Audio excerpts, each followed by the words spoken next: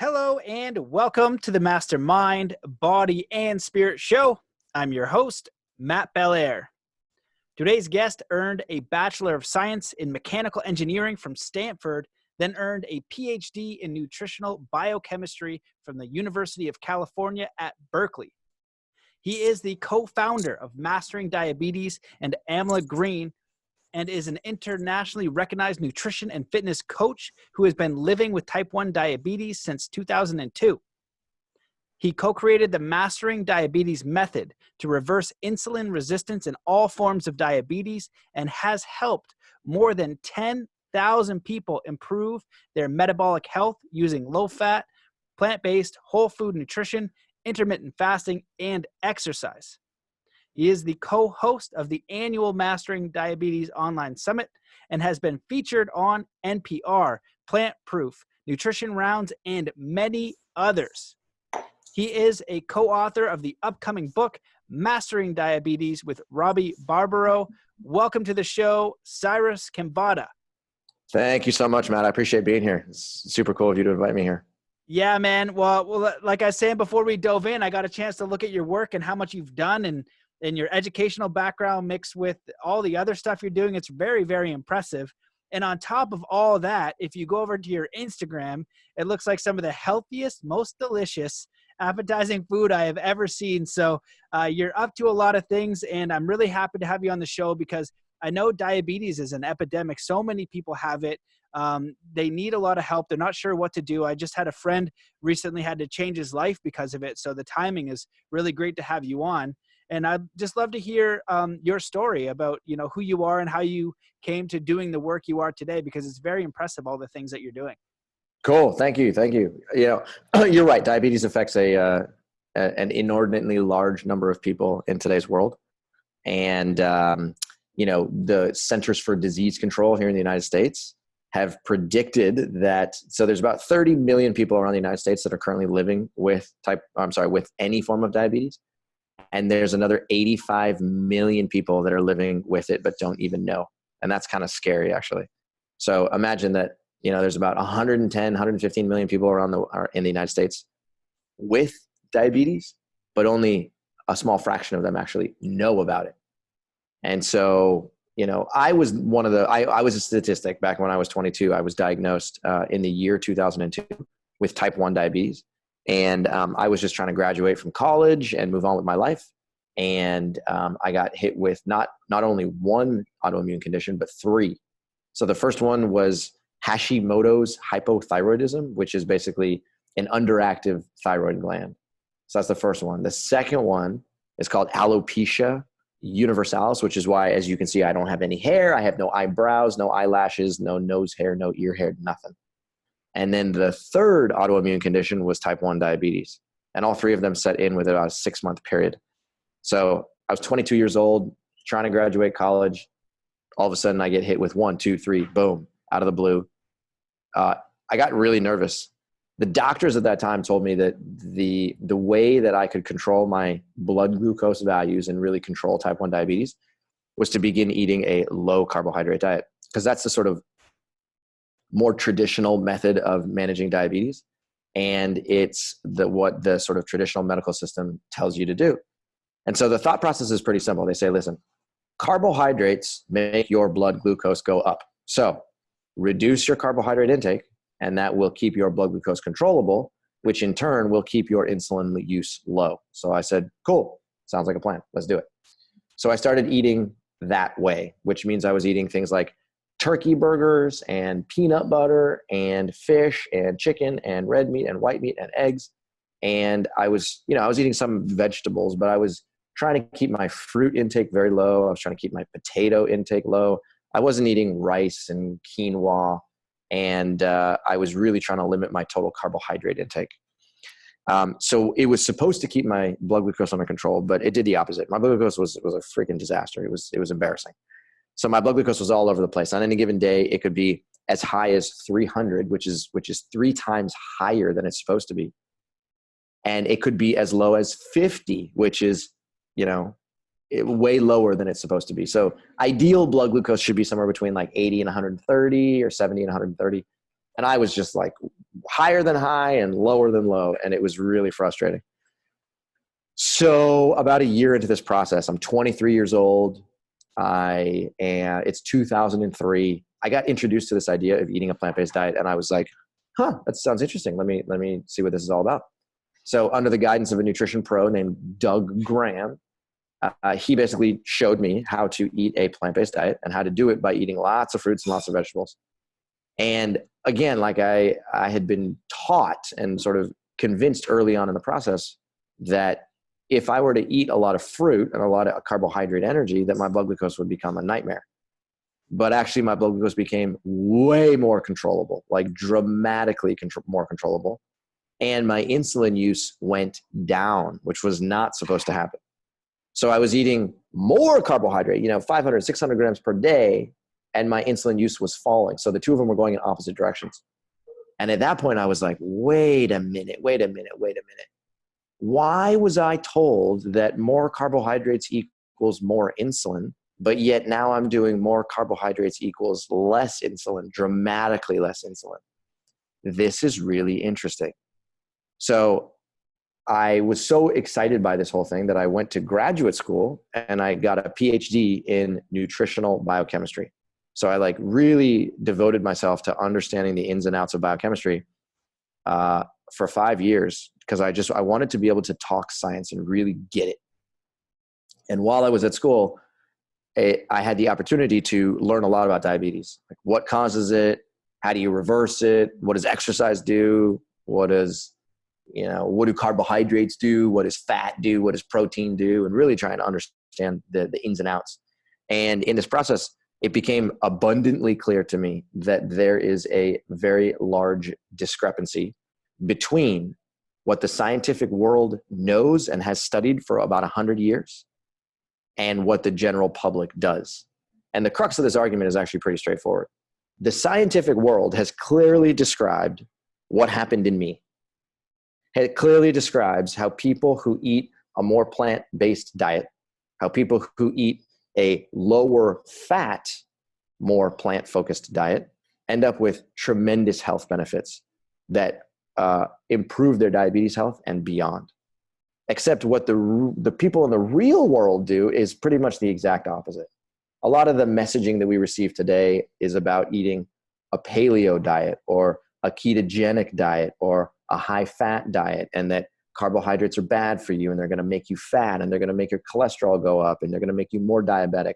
So what the general public does is, I kid you not, literally the exact opposite of what the science says. And while I was learning that, it just had these light bulbs go off in my head where I was like, wait a minute. What if I were to create a way for people living with diabetes, all forms of diabetes, to be able to transition towards a plant-based diet so that they could experience incredible health? So that's when the concept of mastering diabetes was born. And that's where I joined forces with another type 1 diabetic. His name is Robby Barbaro. And the two of us have created a coaching platform that really has taught thousands of people how to make a transition towards a plant-based diet so that they can get incredible benefits. And, it's been 18 years since I was first diagnosed. And I've been living a plant-based lifestyle for 17 of those 18 years. And I got to tell you, I feel like $1 million, and I got plenty of energy, and it's one of the greatest decisions I ever made in my entire life. So it's been a really fun process, and we're trying to help as many people as possible. Wow, man. That's an amazing story. I can't believe getting diagnosed. You say you were 21 and you got 3 autoimmune diseases? Yeah, exactly. I mean, that'd be terrifying. And were you having a unhealthy lifestyle, or just it all just happened and you had to figure it out? I mean, I honestly thought I was living a relatively healthy lifestyle at that point. I wasn't eating excessive amounts of food. I was normal weight. I was athletic. I was working out 2 to 3 times, 4 times a week, playing soccer, lifting weights, and, trying to eat fruits and vegetables just like I was told from a young age. But, somehow I got hit with 3 autoimmune conditions. Wow, man, that's amazing. And you said something else very interesting, talking about why people are doing the opposite of what the science says, and going back to school to get a PhD in nutritional biochemistry. It's pretty intense and really amazing devotion to the work and following the curiosity, so you can deliver something that makes sense, works. I'm curious, on the government website, what I've heard is that the recommendations are not really that great. They're, if you go to diabetes, like the official US government website, the recommendations for food and all that, is that off? Have you found that same thing? Oh, it's like literally the worst thing that you can possibly do. So let's put it this way. There's sort of like three different approaches to, if we want to try and simplify diet as much as possible, there's like three main types of diets you can do. And I like to think of it as a spectrum, right? So you have the left-hand side, the right-hand side, and then something in the middle. So the left-hand side is a plant-based diet, just like I'm describing, right? So lots of fruits and vegetables, no animal foods, no fish, anything that comes from the earth.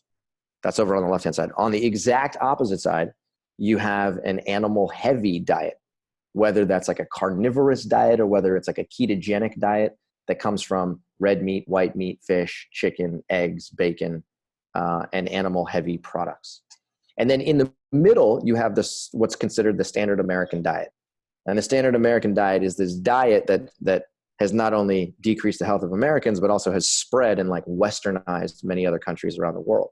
And the standard American diet is kind of like right in between. It's like it's medium to high fat, and it's medium to high carbohydrate at the same time. All right. And when I refer to carbohydrate in this context, I'm talking about refined carbohydrates, cookies, crackers, chips, bread, cereals, pastas, right? The only things I eat, man. Carbohydrates. Your entire diet. That's exactly right. I think I was a little bit heavy on the pastas there for a bit, but yeah, I hear you. Yeah. Okay. So the carbohydrates that go through a manufacturing process to become extremely tasty, right? So the standard American diet kind of falls in the middle. Now, where does the government sit? Well, the government kind of flip-flops. The government changes its nutrition recommendations every 3 to 5 years. And, sometimes eggs are good, then eggs are bad, then fat is good, then fat is bad, then, potatoes are good and potatoes are bad. And it gets to a certain point where it's just kind of comical, to be perfectly honest. And then the government has vested interests in making sure that the meat and dairy lobby get their way and that the potato lobby gets their way. And so, unfortunately, governmental nutrition recommendations touch on science, but are highly influenced by industry, and that's a problem. And so one of the things that I've learned over the course of time is that the science speaks for itself. And if you really spend a lot of time reading the science, like I do, just because, I don't know, I get a kick out of it for some weird reason, it's easy to see that the research, independent of being influenced by industry, says a very clear picture, which is that people who eat more plant-focused diets and less animal-based foods or less packaged and processed foods have better health. They have less cardiovascular disease, less diabetes, less cancer, less Alzheimer's disease. They are at a more normal weight. They have greater longevity.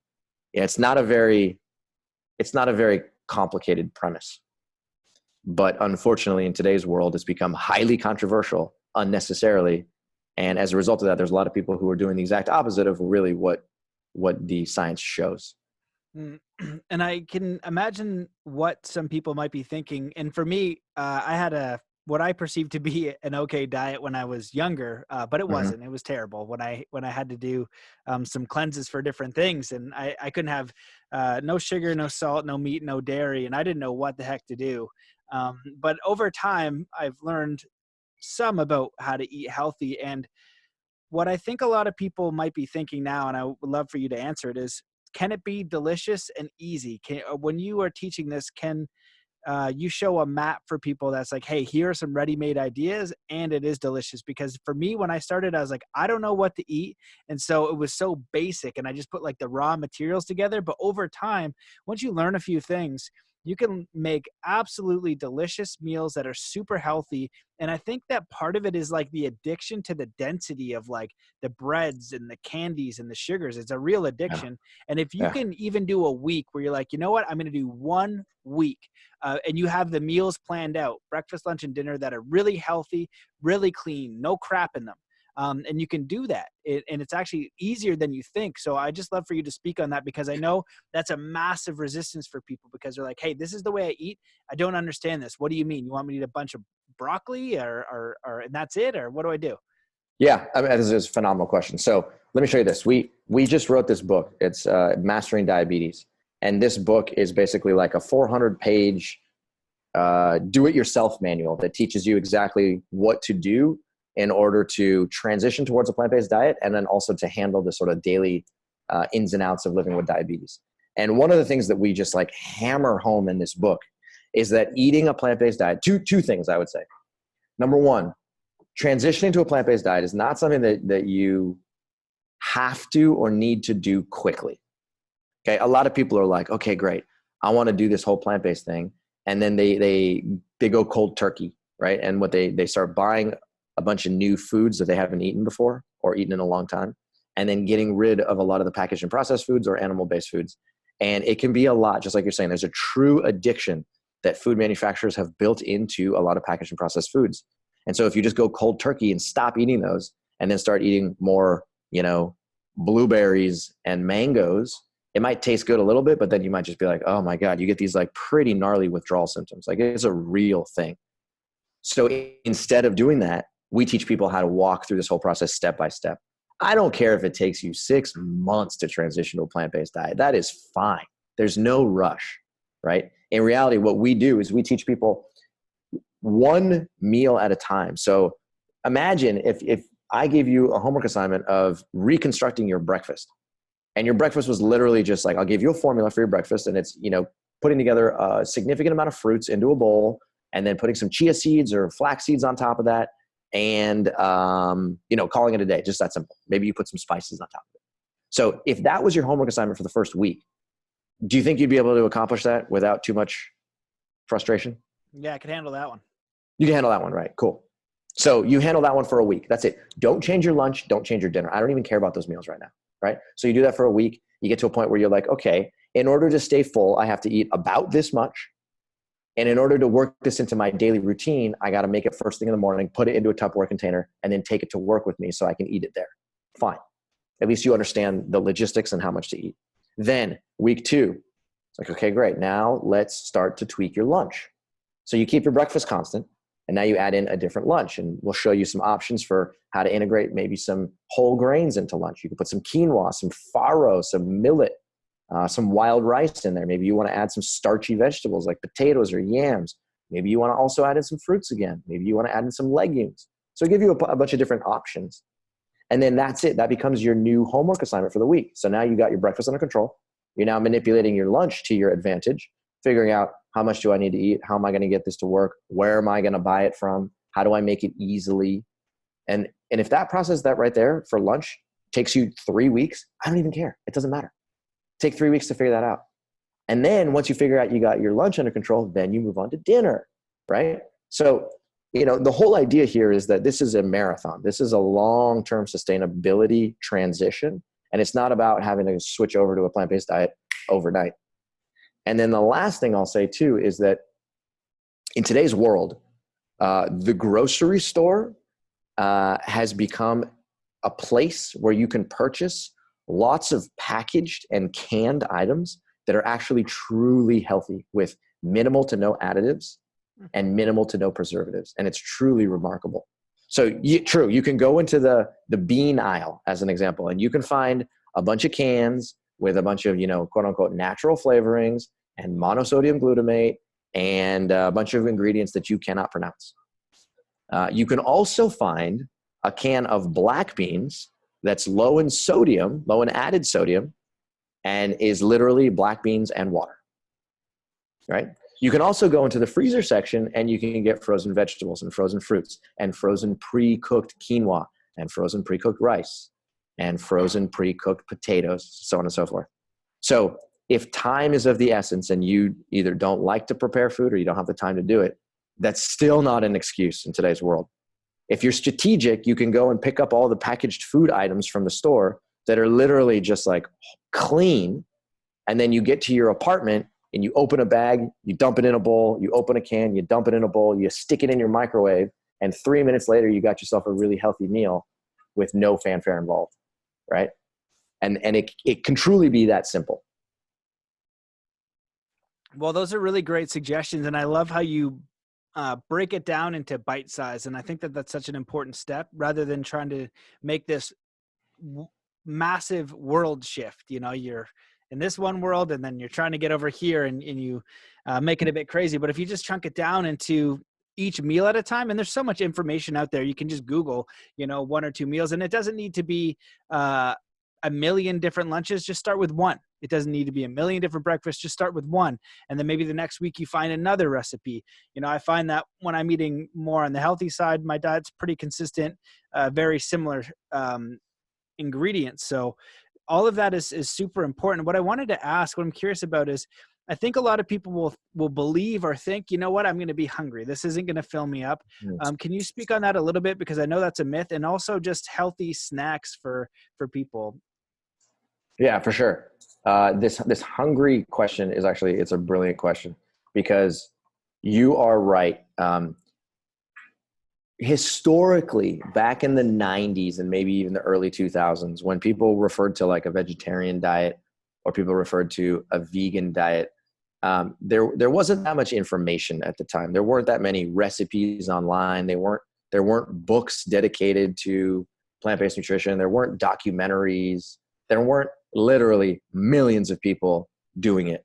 There wasn't Instagram. There wasn't Facebook. You know what I mean? This was like back in the early days of the internet. So at that time, it was harder to understand what to eat. And a lot of people would, you know, transition to a plant-based diet, and then they would get the same experience. They say, I tried it. I was hungry. I lost a lot of weight. And then I went back to eating a hamburger and I felt a lot better. And so that right there proves to me that meat is good for me. And the reason that happened is because a lot of their meals were focused on foods that didn't have a significant amount of what's called calorie density.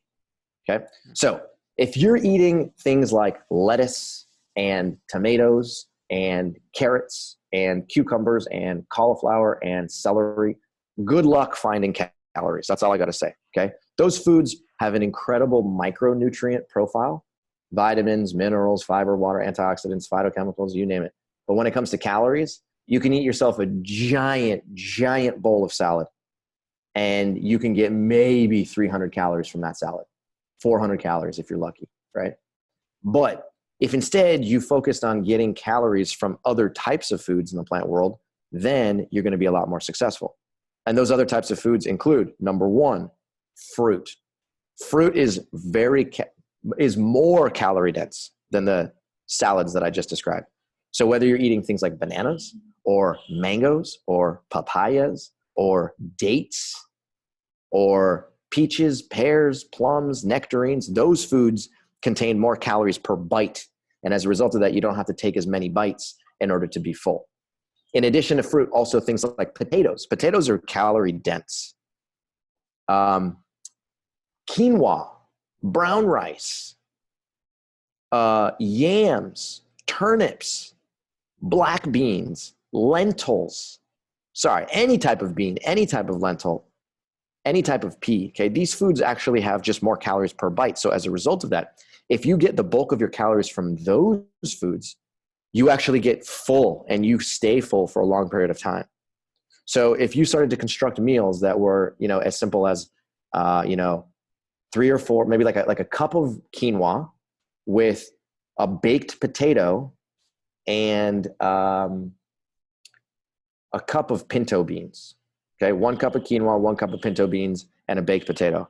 You eat all of that. Trust me when I say you're probably going to be full, and you're going to be full for like 3 to 4 to 5 hours before you eat your next meal. Compared with eating foods that are low in calorie density, again, if you had lettuce and or cauliflower and or broccoli with some tomatoes and you mix that whole thing up into a salad, you can eat that and you're going to get hungry about 35 to 40 minutes later, no questions asked, right? So the true name of the game is trying to find foods from the plant world that are calorie dense. And when you do that, you actually end up remaining full for a long period of time. And it actually, it's interesting. These foods, they come into your digestive system. They actually distend your stomach and they distend the walls of your small intestine. And when the walls and your stomach get distended, they send a neurological signal up to your brain that says, oh, slow down, slow down, slow down, slow down. I'm getting full, I'm getting full.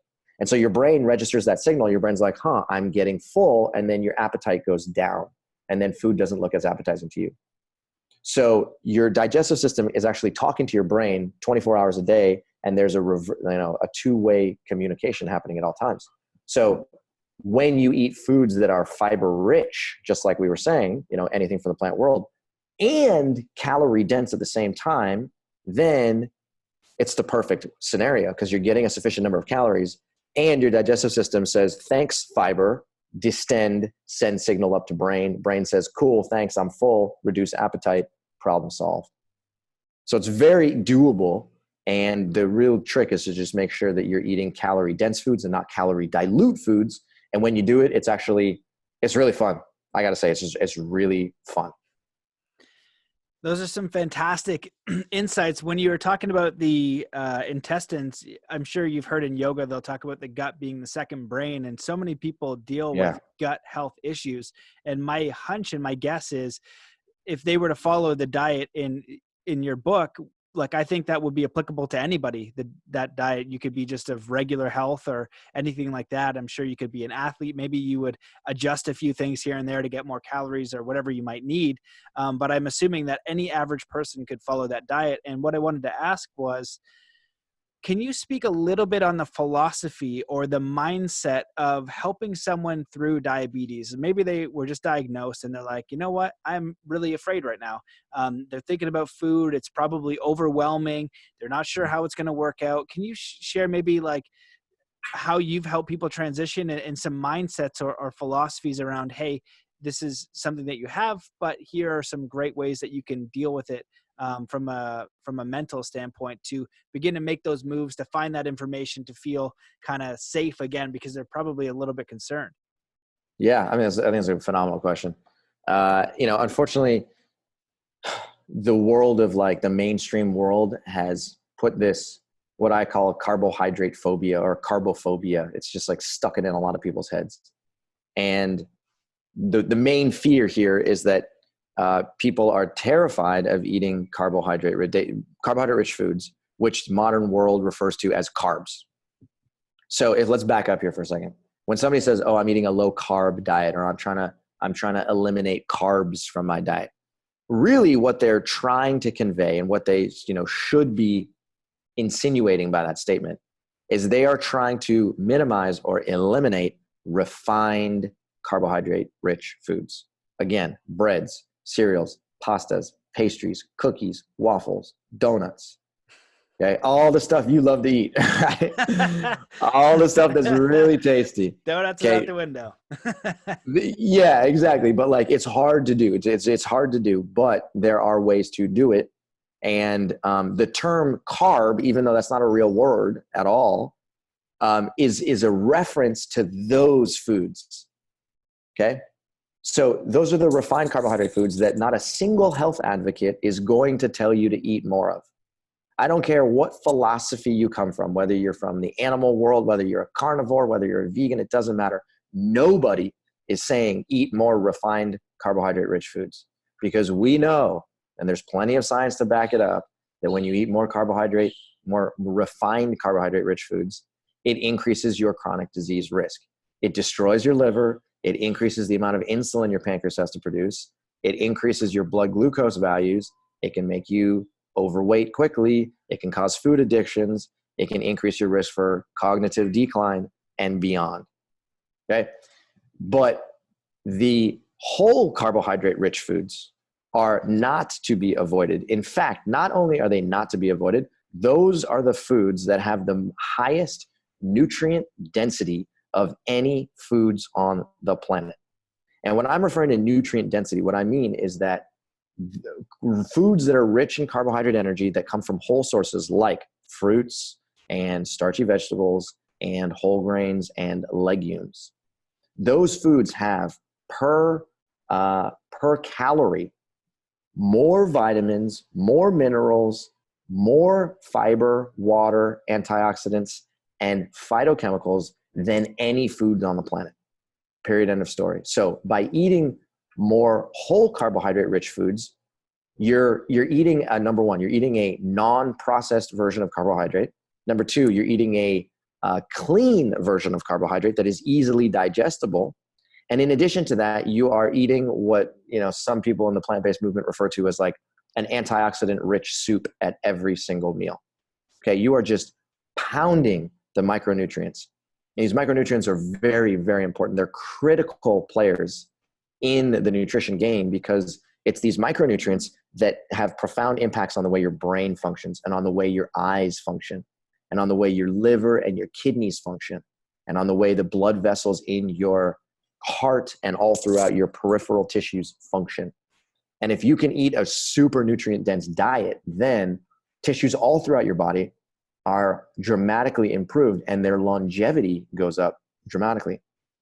So if the tissues in your body are living for a longer period of time and they're resistant to becoming dysfunctional, then that means that you as a human being are likely to live a longer period of time and you are resistant to becoming dysfunctional. So that's the first fear, is like, don't fear carbohydrate rich foods. First of all, understand what carbohydrates really are. Okay, there's the refined versions that we talked about, and then there's the whole versions. The whole versions are literally the most nutrient dense foods on the planet. Don't limit those foods. Okay. And then another fear that I would say is that people are coerced into believing that there's this stuff called healthy fat. I'm sure you've probably heard this before, right? You go on the internet, you go to Instagram, and people say, oh, look, I'm eating this meal and I got a bunch of healthy fats in it. What are my healthy fats? My healthy fats are coconut oil, MCT oil, avocados, nuts and seeds, coconuts. And I'm putting this all over every time I open my mouth. I'm putting these like fat rich things on my plate because my brain needs healthy fat. And if I provide my brain with healthy fat, then I can turn myself into an efficient fat burner. And as a result of that, I'm going to live a long and prosperous life. Okay. Unfortunately, that information is not evidence-based. Okay. There is absolutely a role for dietary fat in the human body. I'm not trying to insinuate to eat a no-fat diet. It's not even possible. There's absolutely a role that saturated fat plays in your body, and omega-3s and omega-6 fatty acids. Like, all of these are absolutely required for tissue function, no questions asked. What I'm suggesting is, instead of eating a diet that's high in fat, like 40 or more % of your calories, what I'm suggesting is to reduce your total fat intake to between about 10 and 15% of your total calories, and resist the temptation to try and add excess, what are called overt fat-rich foods, to your meals. Okay. So a lot of people are like, okay, great. I'm eating a bowl of quinoa and I put some black beans on here, or I put some garbanzo beans on here. And then I cut an entire avocado, and then I put some hemp seeds on top of that. And then I drizzled some coconut oil on top of that. And now it's healthy. If I didn't have the coconut oil or the avocado or the nuts and seeds, it wouldn't be healthy. It would be incomplete. Okay. And that's a fallacy. So fat absolutely is necessary, no question, but you can use a diet tracker on your smartphone. It's very simple. And you can basically just log all the food you're eating on a daily basis. And what I strongly, strongly recommend is logging your food for like a 3 to 5 day window, and then figuring out what your total fat intake is as a percentage of your total calories. So let's just say you logged all your food and it came back and it said that you were eating, 40% of your calories were from fat. The challenge that I would give to you is, I would say, okay, great. Let's take that 40% and let's drop it to 25%, and then let's drop it to 20, and then let's drop it to 15%, and stop at 15. Modify the foods that you're eating such that your total fat comes down to about 15%. Once you're there, that's when you are likely to feel a dramatic difference in the way that your digestive system functions, and your ability to think clearly, and your endurance when you go exercise. And in addition to that, if you're living with any form of diabetes, or if your cholesterol is elevated, you're likely to see some changes in those actual biomarkers. Your glucose can come down, your cholesterol can come down, your triglyceride value can come down. And that's when you start to see some really rapid improvements in your metabolic health. And the combination of your physical health plus your metabolic health improving is priceless. Man, all of that is fantastic. In the end, I love how you talked about, oh shoot, I was right. I was taking notes. I was trying to find, I wrote about 10 notes just from that section right there. With the diet app, okay, let's start with this. With the diet app, do you have any in particular, or any kind of dieting app that would be fine for tracking that? Yeah, so my favorite is called Chronometer, Chronometer. So what you can do is you can go to the App Store and you can just download Chronometer, and it's a very simple app that you can basically use to log your food intake. And then at the end of a day, you can go in and you can have it spit back to you, what is in the food that you're eating. How much carbohydrate, fat, protein. What about your micronutrients? It tells you everything you ever wanted to know. That's amazing. Yeah, it's really cool. The other one that you could use as well, there's so many of them on the market, but another one is called MyFitnessPal. And that's another pretty useful tool as well. And so either one of those is very helpful.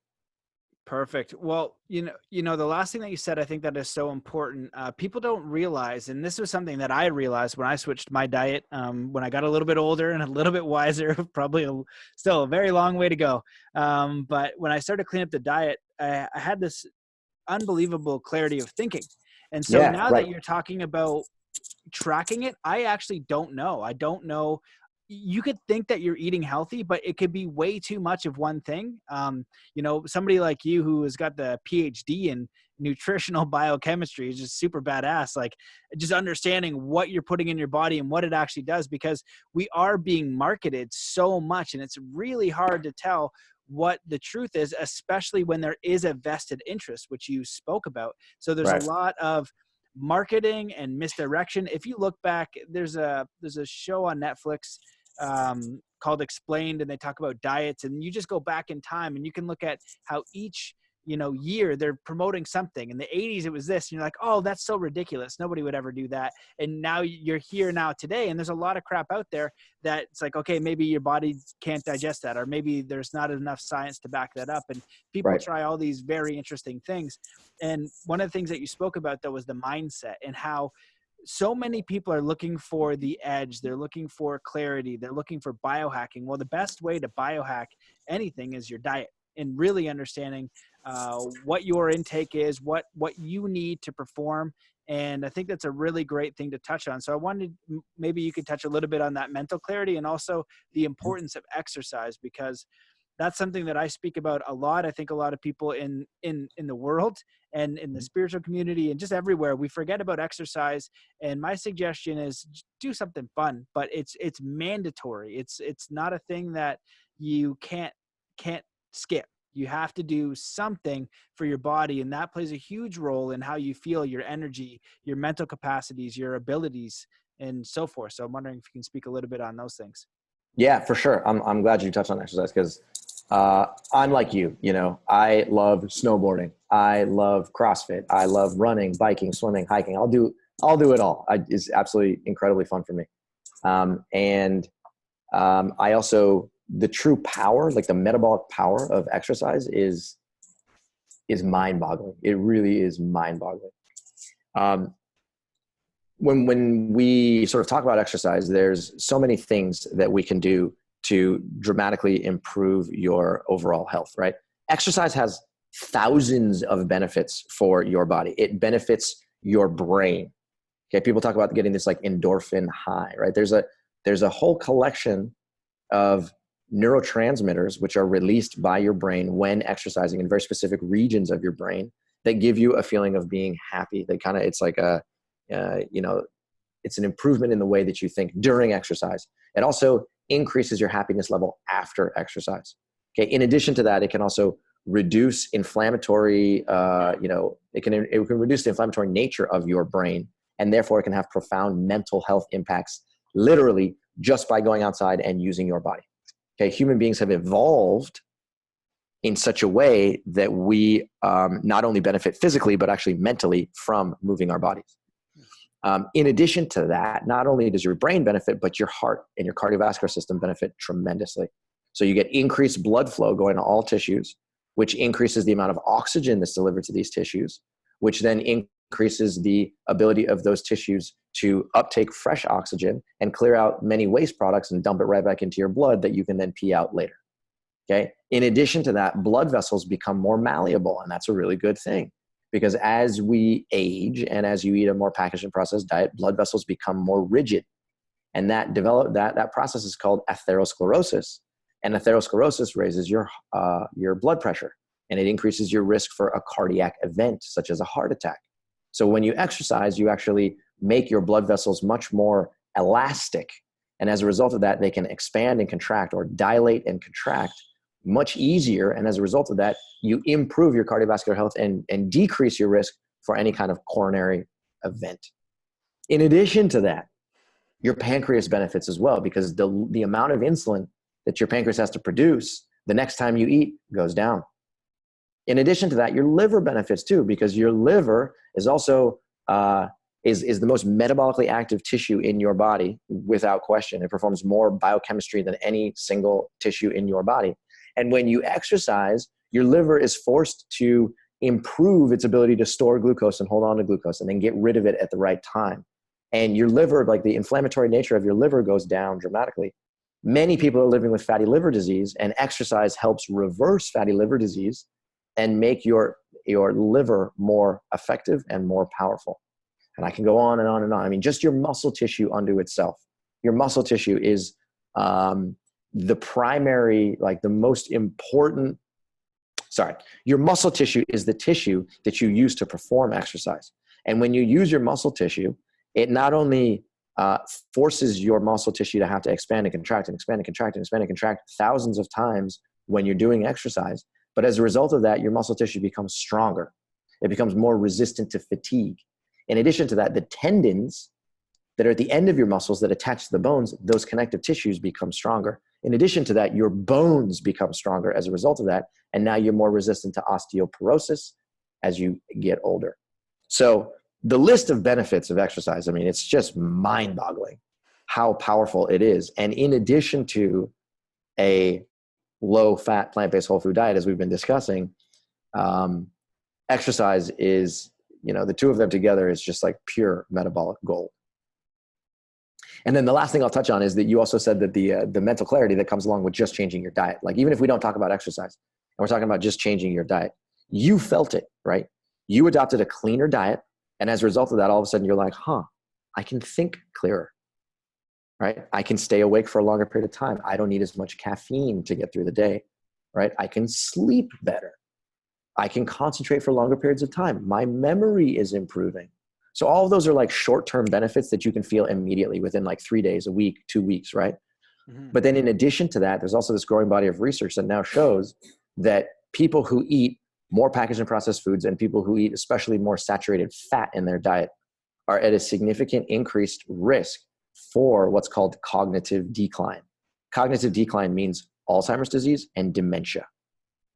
So imagine that do you believe that the food that you eat today can affect your risk for Alzheimer's and dementia 30 to 50 years in the future, right? Most people would say, sure, I do believe that premise, right? And it's not until the last 10 years or so that the scientific world actually had data that proved that, right? So yes, the food that you eat today can affect the way your brain operates today, no question. But it can also affect the way the longevity of your brain into the future. And trust me when I say dementia and Alzheimer's disease are crippling conditions. And if you can do anything that you can to try and minimize your risk for either or both of those two, then you're doing yourself a huge favor. It's just not today, it's into the future. Wow, that may have been the most thorough answer about why exercise is important that I've ever heard.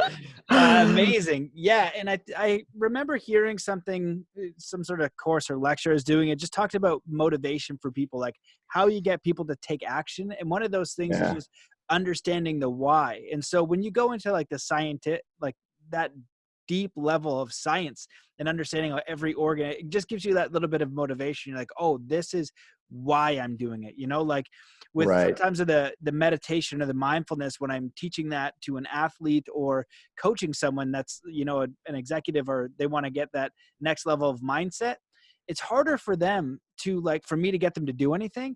But the athlete, like extreme sports athletes, I never have a problem with, because the thing is, if they mess up, they can get hurt. They can break both their legs and their back all in one mess up. Yeah. So they're Valid. like, you know what? I am down for this, and I'm super motivated to do it. And so sometimes when we don't get that, we don't have that understanding. And if we don't have the understanding, we're less likely to take action. The other challenges, like you addressed, this is coming from the mainstream, and it's scaring people because they don't have the expertise that you do. And they're like, I'm trusting the government. It's like, when has that ever gone wrong for you? Right. Lots of Right. times. All the time, every single time. Yeah, understanding those vested interests is really important. And looking at, not for me, when I do the podcast for people, I kind of look at their body of work, and I looked at your body of work, and I was like, son of a gun, man, this guy's got a mechanical engineering degree and then a physics and bio. I was like, all right, if anybody's going to talk about diabetes, it's this guy. I appreciate it, man. That's great. That's great. Because there's a lot of people out there, doing the Instagram thing about, veganism, and that's great. And there's a lot of truth to that. But if you really want to go down that road, study it. You know what I mean? Understand what you're eating, what you're presenting, and why you're presenting it. And that's why I love the podcast, because I know I don't really know much, but I get to talk to people who really do know what they're talking about, like everything that you shared here today, which I think was super important. The one thing I wanted to ask is, I think a lot of what do I call it, energy or insight and promotion now on breath, the power of breath. Has any of your research gone down that road at all? Ooh, sorry, my phone is ringing. Let me just turn this bad boy off. It's a nice calming ring. You can hear it on your end. Sorry about that. Okay. The research that I have done does not directly touch on breath. From an anecdotal experience, I have experienced the true power of, adopting a sort of like mindful meditation practice. Or what I actually find is that when I'm in the middle of exercise, especially if it's like intense exercise, and I'm just like, the last thing I want to do is like pick up a weight or just like, run another 500 meters. At that moment in time, it almost becomes like I talk to myself and I'm like, control your breathing. If you can control your breathing, you can control this entire process. Right. But I don't have any science that I necessarily put towards that. So like, I would love for you to be able to educate me on, how the power of breath can like dramatically improve, your immediate experience, and then maybe even your risk for disease. Yeah, man. Well, I would love to. That's actually what's coming out in the Zen Athlete Part 2. I wrote a book on performance. And for me, I've done a lot of the practices, but I don't know why they work or the science behind it. I'm more of like that test bunny. I'll go and do all of the practices. So there's, obviously people know about Wim Hof. I've done that. I've done probably, there's all these different types of yogic breaths, and I'll do them and get different experiences, but I don't know what's happening or why I feel like that. Even something like DMT being produced in the brain, DMT and psilocybin and all those things are becoming more popular. But I was like, okay, you know what? Well, when I do this breath pattern, I'm having a similar experience. And so that's a very fascinating thing for me. And I have Nathan Kohlerman's going to come back on and explain it. He has a little bit, but I'm actually looking right now for somebody with that level of knowledge to say, when you do this breath pattern, that's what's happening to your brain, to your physiology. I'm kind of like where I listen to someone like you and I'm like, you know what, I'm going to eat that for breakfast. I don't exactly know what's going on in my liver, but I think it's good. And then I kind of report back what had worked for me and what didn't.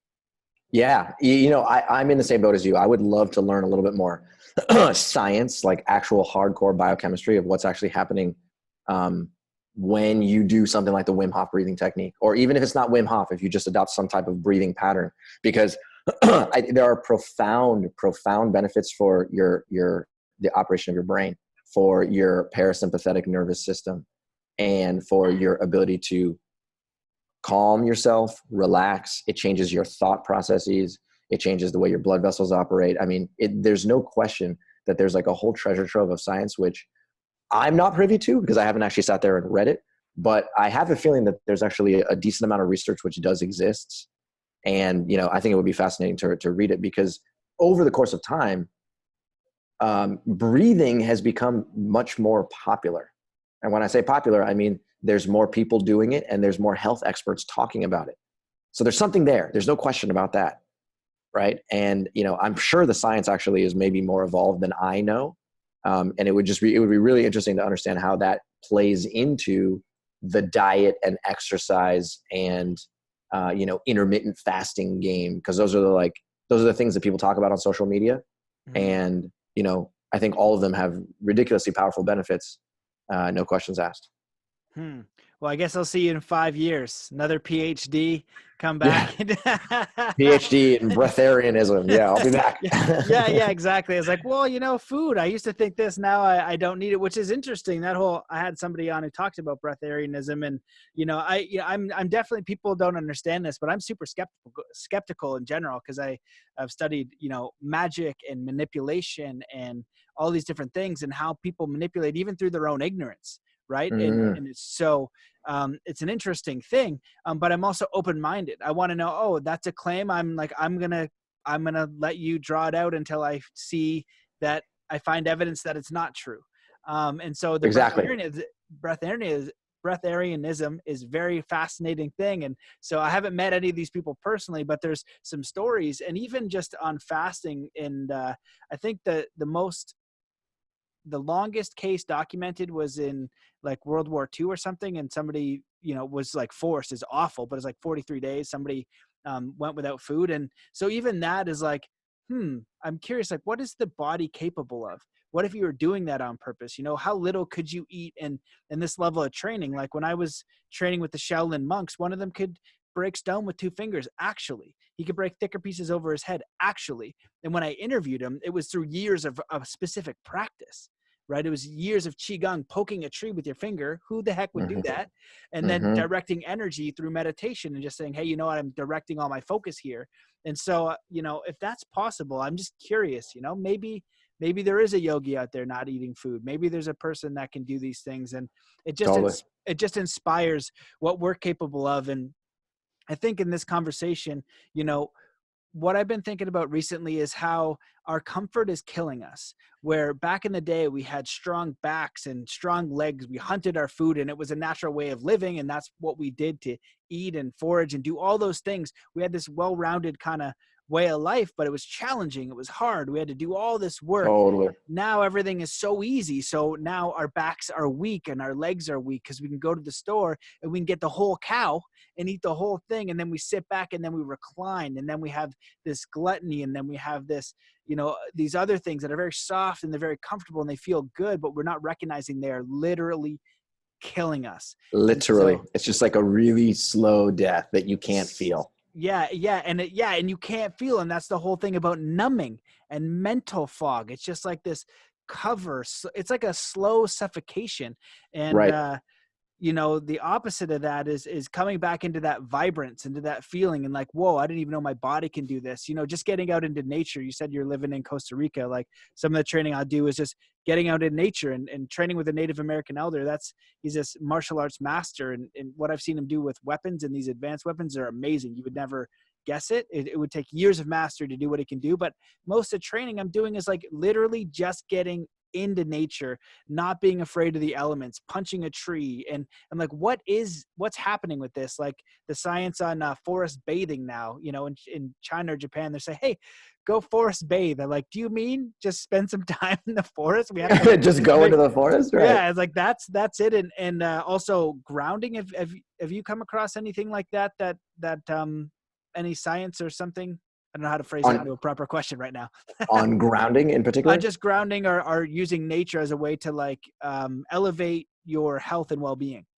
Again, it's one of those things that it's such a simple premise that the answer is yes, it's powerful. Yes, do it. I would advocate for it 100%. Do I have evidence-based science in front of me that talks about it? No. Again, I would love to learn it, but it's these like simple principles, just like you're saying, like eat healthier, exercise a little bit more, chill out, get back into nature. Like these things are not hard to understand. It's just that it's like you're saying, the modern world has taken us out of everything. The modern world, we sit in front of these devices all day long, and we're sitting in front of these devices all day long. And we sit in a chair and we're not moving outside, and it like one by one, all of this stuff adds up on top of each other, leading to this thing called chronic disease. Whatever flavor it comes in, whether it's diabetes or hypertension or Alzheimer's disease. But it's just unfortunate. And I'm a huge proponent of exactly what you're saying here. Yeah, man. And as you're saying that, what it really makes me think about is the idea of like living a vibrant, enthusiastic life of meaning and purpose. And that's what I hope for everybody, to be able to experience that. But when you're in pain and you're in suffering, or you're in comfort or in addiction or in delusion and fog, you couldn't even possibly see that for yourself. But once you get that body on point, take care of your body, take care of your diet, you have a clear mind, your scope and vision expands, and then you're like, you know what? I am powerful to switch this reality that I hate, because I keep showing up at this cubicle, and frig this cubicle, and frig Gary because he's a dickhead every day, and you know what I mean? And so what do I prefer? And it takes that clarity, because if you, the maxed out version is that you have this disease and you're in a hospital bed, you've got one option. Listen to the doctors really and just try to get yourself better as quickly as possible. Then you show up and you get to that next step. But there's all of these like nets and traps that we can kind of sink into, and they lull us into this sense of comfort, of ease. And that's really, I got to develop a talk on that, because I was running outside in the cold, and yesterday we were talking about living in Canada. I think it was minus 10 or 12 last night, and we haven't had that cold of a winter, so I was happy it was that cold. I was like, I definitely have to get out in this. No one's out there. It was such a beautiful night, but it's like, and I don't want to do it. People think I want to do it. And never do I want to do it, but then I'm out there and I'm like, yes, I'm excited now. I know I'm going to get that pain or that discomfort, and I want to do it, but I don't at the same time. And every time I do, I get that rush, I get that clarity, I get that insight that says, hey, here's something you've been thinking about. Here's a little bit of a solution. Here's a little bit of like thought energy, rather than this low energy lull and, discomfort that so many people experience. I couldn't agree with you more. I mean, it's like these concepts are so simple. They really are. It's just that like the modern world in which we live has just taken us out of that. And, it's not that hard. I guess, one of our sort of general premises, and one of my general premises in life here, is that like, it's not that hard to live a quote unquote like healthy lifestyle, or a lifestyle that's going to promote longevity. It's really not. It's just become atypical. It's just become, a lot of people are labeled as like weirdos or like alternative if you decide that you want to live in the woods, or you want to live like closer to nature, or if you want to eat a vegetarian diet, right? Or if you, for heaven's sakes, want to exercise 6 times a week, people are like, oh, good luck being healthy. That's weird, right? And it's weird because, that's the way that we evolved. And that's the thing that we know over and over and over again. The science shows over and over that, the more you adopt these like simple lifestyle practices, the healthier you can be. And I wish more people had the same mindset that you have right now. It's just like, it's simple. Just put it into play and it will work. No questions asked. Amazing, man. Well, this has been a real privilege to sit on this other side. I can't wait till we do another one, and what you're going to be thinking about doing or sharing. I feel like your work is so, so important, because it's also that catalyst for people. I've seen a lot of people really transform their lives when something like that happens, whether it's the diabetes wake-up call, a disease wake-up call, a car accident wake-up call, and they say, whoa, it gives them a step back. And this is an opportunity. If you have this and you're a little bit worried, it says, hey, these things are scary, but it is within your power to change them. It is within your power to take control of your health. It's within your power to control your mind. It's within your power to create a life that you're proud of meaning, but it's only up to you. No one can do it for you. And you have the roadmap, and you're going to have to, put down the donuts, it's tough, you know what I mean? Or you can figure out a way, but there's a lot of these things that we want to get, and you can do it. And so what you're offering is a really in-depth and just super credible well thought out opportunity for people to look at something that's challenging in a new way. Yes, I love it. I love the word opportunity because that's really what it is. It's just an opportunity for you to change the things that you're doing right now. And don't worry about it not being backed by science. It's backed by more science than you and I could ever know. And the opportunity is there. The question is, are you willing to take that opportunity? And if so, you're in for a great roller coaster that is only going to make you healthier. Amazing. And so where is there anything, first before we close up, is there anything you wish that I had asked, or any like closing thoughts that you want to share with as far as your work or to the audience? Yeah. So one thing I will say is that, excuse me, if you're living with any form of diabetes, whether it's type 1, type 1.5, pre-diabetes, type 2 diabetes, or gestational diabetes, or if you know someone who is living with diabetes, right? And I think 100% of people that I ask know somebody living with diabetes, whether it's a mother, a brother, a sister, a father, an uncle, or a friend, right? If you do, I highly recommend giving them, just like you said, the opportunity to learn something which they probably don't know. And that opportunity is, if you want to go to Amazon and just learn about this book, Mastering Diabetes, that would be a great place to start. We've been marketing this book, and this book basically came out exactly a week ago. It came out on February 18th, and it's just a little bit over a week right now. Congrats. Thank you very much. In the first week, this book became a New York Times bestseller. And we are like, yeah, man. We are over the moon about the fact that this thing hit the New York Times bestselling list. Yes. Super, super excited about this. And I'm it's just multiple years worth of work to get into this thing. And the reason why that's important is because it's the right time. There's the rate of chronic disease, including diabetes, has gotten to a point where it is just absurd. It is absolutely absurd. And the truth exists. It's just that what's popular is not always what's right. And so rather than trying to follow what's popular and what is being shown on Instagram and what the blogosphere is constantly talking about, try and interpret that information with a grain of salt and try and interpret the science with more attention. And when you do that, you put the power in your hands.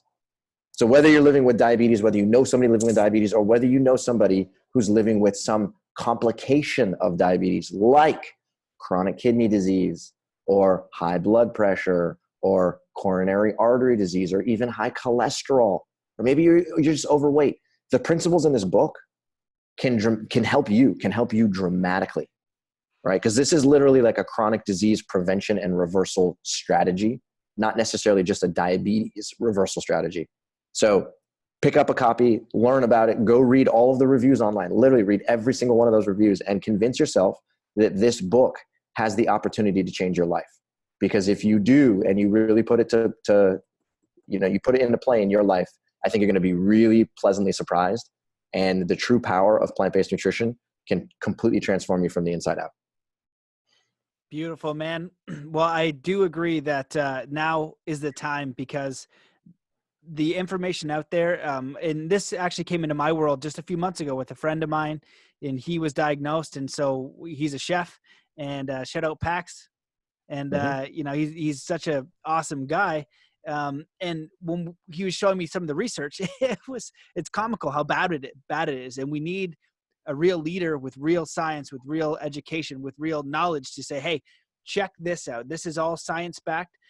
When you do this, you're probably most likely going to get the result that you want. And that's all what we're looking for, is the result. If you're looking to get strong, you probably want to do some deadlifts. If you want to increase your cardio, you probably want to run. But if you're running to increase your deadlift, you might not be getting the result you want. And so with something as crucial and as important and scary as having your body not function properly, I've never had that. I've always had control of my body, other than other things, like simple things like injuries. But I couldn't imagine like my body saying, hey, frig you, I'm doing this to you. I'm like, oh my God, it would be terrifying. And so to get control of your body, you get control of your mind, you get control of your life. And if you don't have control of your body, It's got to start there so you can have that peace and ease and safety. Because if you feel like it's not cooperating, it's going to be very hard to navigate life, to have quality relationships, to do anything beyond that, because it's going to be in the back of your mind nagging. And so if this allows that opportunity, it's massive. And I definitely invite people who have anything like this to just share the opportunity, take a look at it, because it goes against what the mainstream is. Because I have only looked at it a little bit, and I was like, is this, my buddy's a chef. He's like, this is total nonsense. And he said the same thing. That's why I was saying, he's like, this is total nonsense. And he was able to do it through his own diet because he is a chef and understands it. And he's like, all the information that they're telling you to do, it doesn't work. It's wrong. How is this on the government website? It makes no sense. Right. 100%. 100%. So, amazing work. What's popular is not always right. In fact, what's popular is often wrong. Unfortunately, what's popular is often wrong. Yeah. Reevaluate, do the things that seem a little bit unpopular. And I think you're going to be greatly rewarded. So yeah, you got the right mindset. I mean, I appreciate, thank you for having me on the show. And, thank you for continuing to like spread the gospel about how people can change their lives. The power is truly in your hands. And you're doing a really, really powerful job of trying to teach people not only how to improve their nutrition habits, improve their movement patterns, improve their mindset. And, I truly appreciate that. So thank you for spreading the world and thank you for spreading the word, and keep up the strong work. I appreciate that, man. Thank you for coming from you. I really appreciate that. And it's an honor. I get to sit here and listen and, share that, so now it's an opportunity for people to, take that message and apply it to their own lives. For sure. Where can people find your book or dive deeper on any of this? Okay. To find the book, to find this book, just go to Amazon or Barnes & Noble, online or in a bookstore, and just look up the word Mastering Diabetes. It should pop up right away. You can also go to our website, which is masteringdiabetes.org, and you can peruse around. We have a coaching program, and the coaching program is specifically designed to help you implement the Mastering Diabetes method. And, we've had thousands of people go through our coaching program with phenomenal results. So if you're the type of person that really wants to be in a community of other people and you want expert guidance, you want to be able to interact with coaches on a daily basis, I highly recommend joining the coaching program as well. But if you feel like you just want to do this and you can do it on your own, by all means, go for it. There's online courses that we have that let you do it by yourself, or this book can let you do it by yourself. Regardless, Mastering Diabetes, that's the name of the game. And that's the way to do it. Amazing. Well, thank you so much. I invite the audience to go check out the book, get a copy, and maybe even just send one to your friends. If they have diabetes, it would be an amazing gift. And if you do and you like it and you think it's legit, make sure to leave them a review, because stuff like this that is worth it, that's legit and super helpful, it requires people participating, leaving reviews, and taking that action, because that's what really spreads the word. And as a community, if it works, it's going to rise to the top. But if it's baloney and it's garbage and you're just like spreading it out, and it's just going to kind of fall flat in his face, which is fair. So if it is helpful, you're giving another person an opportunity by either sharing a book, leaving a review. It really does help.